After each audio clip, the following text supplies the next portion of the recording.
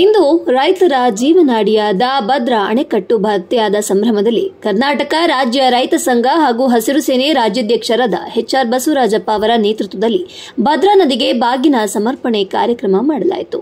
ನಂತರ ಸಭೆಯನ್ನು ಉದ್ದೇಶಿಸಿ ರಾಜ್ಯಾಧ್ಯಕ್ಷರು ಮಾತನಾಡಿದರು. ಈ ವರ್ಷ ಉತ್ತಮವಾಗಿ ಮಳೆಯಾಗಿ ಅಣೆಕಟ್ಟು ತುಂಬಿ ನದಿಗೆ ನೀರು ಬಿಡಲಾಗಿದೆ. ಅಚ್ಚುಕಟ್ಟು ಪ್ರದೇಶದಲ್ಲಿ 2.5 ಲಕ್ಷ ಎಕರೆ ಪ್ರದೇಶದಲ್ಲಿ ರೈತರು ಅಡಿಕೆ, ತೆಂಗು, ಭತ್ತ ಇತರೆ ಬೆಳೆಗಳನ್ನು ಬೆಳೀತಾ ಇದ್ದಾರೆ. ಜಾನುವಾರುಗಳಿಗೆ ಕುಡಿಯುವ ನೀರಿನ ಸಮಸ್ಯೆ ಸಹ ನೀಗಿದೆ.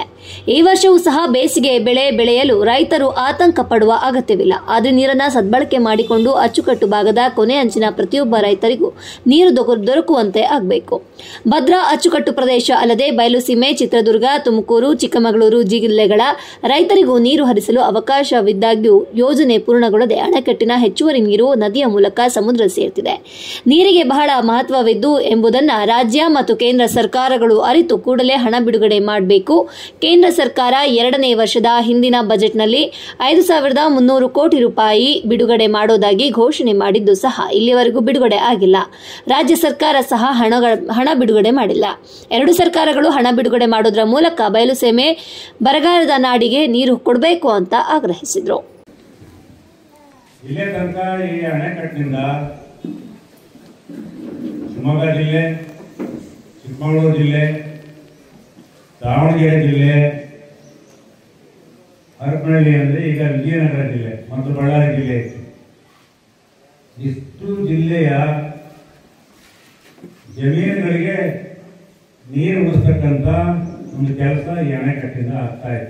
ಎಲ್ಲರಿಗೂ ಕೂಡ ಇವತ್ತು ಆ ಕುಡಿಯೋ ನೀರೆಷ್ಟು ಈಗ ನದಿಯಿಂದ ಸುಮಾರು ವಿಜಯನಗರ ಜಿಲ್ಲೆ, ಬಳ್ಳಾರಿ ಜಿಲ್ಲೆಗೆ ತುಂಗಾ ನದಿಯಿಂದ, ತುಂಗಭದ್ರಾ ನದಿಯಿಂದ ಲಿಫ್ಟ್ ಇರಿಗೇಷನ್ ಮೂಲಕ ತಗೊಂಡೋಗಿ ಕೆರೆ ತುಂಬಿಸ್ತಕ್ಕಂಥ ಕೆಲಸ ಮಾಡಿದ್ದಾರೆ. ಕುಡಿಯೋ ನೀರು ಕೊಡ್ತಾ ಇದ್ದಾರೆ. ಅದಾದ್ಮೇಲೆ ಈಗ ಹೊಸದಾಗಿ ಇವತ್ತು ಬರದ ನಾಡುಗಳು ಚಿತ್ರದುರ್ಗ, ತುಮಕೂರು, ಬರದ ನಾಡುಗಳು ಅವ್ರಿಗೂ ಸಹ ನೀರು ಕೊಡ್ತಕ್ಕಂಥ ಒಂದು ಯೋಜನೆ ಸರ್ಕಾರದಲ್ಲಿ ಈಗ 20 ವರ್ಷಕ್ಕೂ ಹೆಚ್ಚು ಕಾಲ ಆಯಿತು. 20 ವರ್ಷದ ಹಿಂದೆ ಯೋಜನೆ ಪ್ರಾರಂಭ ಆಯಿತು. ಭದ್ರಾ ಮೇಲ್ದಂಡೆ ಅಂತೇಳಿ ಕೊಡಬೇಕು ಅಂತ ಹೇಳಿಬಿಟ್ಟು ಅದಕ್ಕೆ ಅಲೋಕೇಶನ್ ಆಗಿದೆ. ನಮ್ಮ ಭದ್ರಾದಿಂದ 12.4, ತುಂಗಾ ನದಿಯಿಂದ 17.5 TMC ಲಿಫ್ಟ್ ಮಾಡಿ 2 ಕಡೆ ಜಾಕ್ವೆಲ್ ಮುಖಾಂತರ ಲಿಫ್ಟ್ ಮಾಡಿಬಿಟ್ಟು ನಾವು ನೀರು ಕೊಡ್ತಕ್ಕಂಥ ಇದು ಒಂದು ಯೋಜನೆ, ಭದ್ರಾ ಮೇಲ್ದಂಡೆ ಯೋಜನೆ. ಆದರೆ ಅದಕ್ಕೆ ಹಣಕಾಸಿನ ನೆರವು ಸಿಗದೆ ಏನಾಗ್ತಾ ಇದೆ ಅಂತ ಅಂದರೆ ಆ ಯೋಜನೆ 20 ವರ್ಷದಿಂದಲೂ ಕುಂಠಿತ ಸಾಗ್ತಾ ಇದೆ, ಕಾರ್ಯಗತ ಆಗ್ತಾ ಇಲ್ಲ.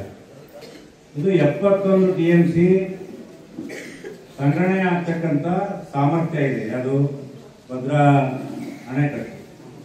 79 TMC ಕೂಡ ಅದಲ್ಲದೆ ಇನ್ನೂ ಕೂಡ ಹೆಚ್ಚಿಗೆ. ಈಗ ನಾವು 186 ಅಡಿಗೆ ನೀರು ನಿಲ್ಲಿಸಿದ್ರೆ 71.5 TMC ನಮಗೆ ನೀರು ನಿಲ್ಲಿಸ್ತದೆ.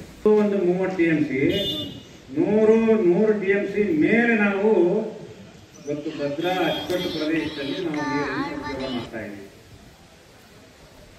2,60,000 ಎಕರೆ ನೀರಾವರಿ ಇದೆ ಈ ಅಣೆಕಟ್ಟಿನಿಂದ.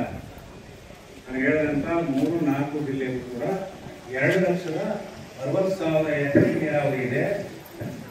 ಎಡದಂಡೆ ಮೂಲಕ 10,800 ರಿಂದ 9,000 ಎಕರೆ ನೀರಾವರಿ ಇದೆ.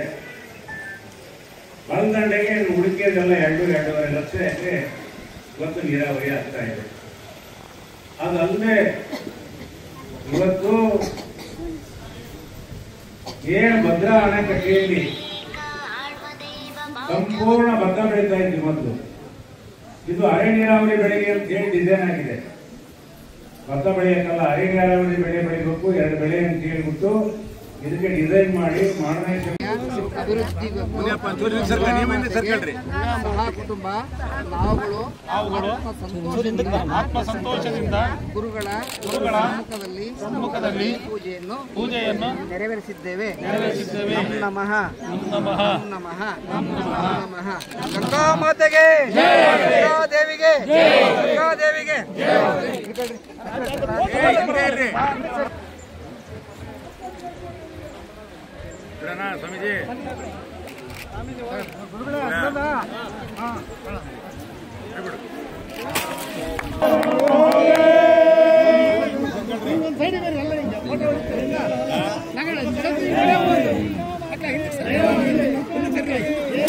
ವರ್ಗಾವಣೆ ಆಗಿದೆ. ನಾವೆಲ್ಲ ರೈತರು ಕೂಡ ಅಡಿಕೆ ಬೆಳೆ ಬೆಳೀತಾ ಇದ್ದೀವಿ. ಏನು ಮಾಡೋಕ್ಕಾಗಲ್ಲ, ನಮ್ಗೆ ಯಾವ್ದು ದರ ಸಿಗುತ್ತೋ ಆ ಬೆಳೆ ಬೆಳೆಯಲೇಬೇಕು ರೈತ. ಯಾಕೆ ಅಂತ ಅಂದ್ರೆ ನಮಗೆ ದರ ನಿಗದಿ ಮಾಡ್ತಕ್ಕಂಥ ಸ್ವಾತಂತ್ರ್ಯ ಇಲ್ಲ. ಒಂದು ಬೆಂಕಿ ಪಟ್ಲಿಗಿದೆ, ಒಂದು ನೀರಿನ ಬಾಟ್ಲಿಗಿದೆ, ಎಲ್ಲಾ ವಸ್ತುಗಳು ಕೂಡ ಕುರ್ಚಿಯಿಂದ ಹಿಡಿದು ಬಟ್ಟೆಯಿಂದ ಹಿಡಿದು ಎಲ್ಲಾ ವಸ್ತುಗಳಿಗೂ ಕೂಡ MRP ಅದರ ಮೇಲೆ ದರ ನಿಗದಿ ಮಾಡಿರ್ತಾರೆ. MRP ಮೇಲೆ ನಾವು ತಗೊಳ್ಬೇಕು ಹೊರತು MRP ಒಳಗಡೆ ಯಾರೂ ಕೊಡಲ್ಲ. ಆದ್ರೆ ನಾವು ಮಾತ್ರ ಬೇರೆ ವಸ್ತುಗಳು ಕೈಗಾರಿಕಾ ಉತ್ಪನ್ನಗಳು ಮಾರೋ ನಿಗದಿ ಮಾಡ್ತಾನೆ ದರನ. ಆದ್ರೂ ರೈತ ನಿಗದಿ ಮಾಡಕ್ಕೆ ಇವತ್ತಿದ್ದಂತ ಅವಕಾಶ ಆಗಿಲ್ಲ. MSP ಅಂತ ಹೇಳಿ ಒಂದು ಮಾಡಿದ್ದಾರೆ, ಮಿನಿಮಮ್ ಸಪೋರ್ಟ್ ಪ್ರೈಸ್ ಅಂತ ಹೇಳಿ. ಮಿನಿಮಮ್ ಸಪೋರ್ಟ್ ಪ್ರೈಸ್ಗಿಂತ ಕೆಳಗೆ ಹೋಗ್ತಾವೆ. ಏನ್ ಮಾಡ್ಬೇಕು ಅವಾಗ? ಸರ್ಕಾರಗಳು ಕೊಂಡು ತಿನ್ನೋದ್ರ ಬಗ್ಗೆ ಆದ್ಯತೆ ಕೊಡ್ತಾ ಇದ್ದಾರೆ, ಕೊಡ್ಲಿ, ನಮ್ದೇನು ಅಭ್ಯಂತರ ಇಲ್ಲ. ಆದ್ರೆ ಉತ್ಪಾದನೆ ಮಾಡೋದು ಕೂಡ ಆದ್ಯತೆ ಕೊಡ್ಬೇಕಲ್ಲ, ಅವನಿಗೂ ಲಾಭ ಆಗುತ್ತಾನೆ, ಒಳ್ಳೆತನ ಮಾಡೋದು. ಹಾಗಾಗಿ ಈಗ ಏನ್ ಮಾಡ್ತಾ ಇದ್ದಾರೆ ರೈತರು, ಸಂಪೂರ್ಣ ಇವತ್ತು ಸ್ವಲ್ಪ ದರ ಸಿಕ್ಕಿದೆ, ಒಳ್ಳೆ ದರ ಸಿಕ್ಕಿದೆ, ಎಲ್ಲರೂ ಕೂಡ ಅಡಿಕೆ ಬೆಳೆ ಬೆಳೀತಾ ಇದ್ದಾರೆ. ಅಡಿಕೆ ಬೆಳೆ ಬೆಳೆ ಶುರು ಮಾಡಿದ್ಮೇಲೆ ರೈತರು ಆರ್ಥಿಕವಾಗಿ ಇವತ್ತು ಮುಂದೊಂದಿದ್ದಾರೆ. ಅದ್ರಾಗೆ ಎರಡನೇ ಮಾತಿಲ್ಲ. ಯಾಕೆ ದರ ಸಿಗುತ್ತೋ ಬೆಳಿತೀವಿ, ನಮ್ಗೆ ಸ್ವಾತಂತ್ರ್ಯ ಇದೆ. ಅದಕ್ಕೂ ಕೂಡ ಕಡಿವಾಣ ಹಾಕಿದ್ರು ಮಲೆನಾಡವರು. ಇದು ಮಲೆನಾಡಿಗೆ ಸೀಮಿತವಾದಂತ ಅಡಿಕೆ ಬೆಳೆ, ಬಯಲು ಸೀಮೆ ಅಡಿಕೆ ಬೆಳೆ ಬೆಳಿಬಾರದು ಅಂತಕ್ಕಂಥ ವಾದ ಮಂಡಿಸಿ ಸರ್ಕಾರಗಳಿಗೆ ಮನವಿ ಮೇಲೆ ಮನವಿ ಕೊಡ್ತಾ ಇದ್ರು.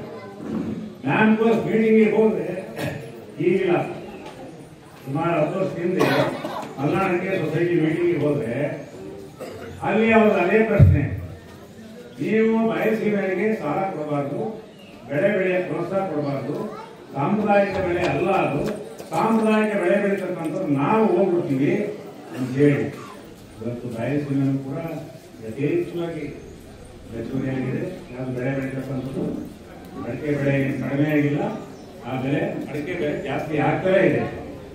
ಆದ್ರಿಂದ ನಾವು ಈ ಸಂದರ್ಭದಲ್ಲಿ ನಮ್ಮ ನೀರನ್ನ ನಾನಿವತ್ತು ಹೇಳಬೇಕು ಅಂತಂದ್ರೆ, ನಾವು ಮಿತವ್ಯಯ ಮಾಡ್ತಾ ಇಲ್ಲ. ನಮ್ಮ ಭದ್ರಾ ಅಣೆಕಟ್ಟೆಯ ನೀರನ್ನ ನಾವು ಮಿತವ್ಯಯ ಮಾಡ್ತಾ ಇಲ್ಲ.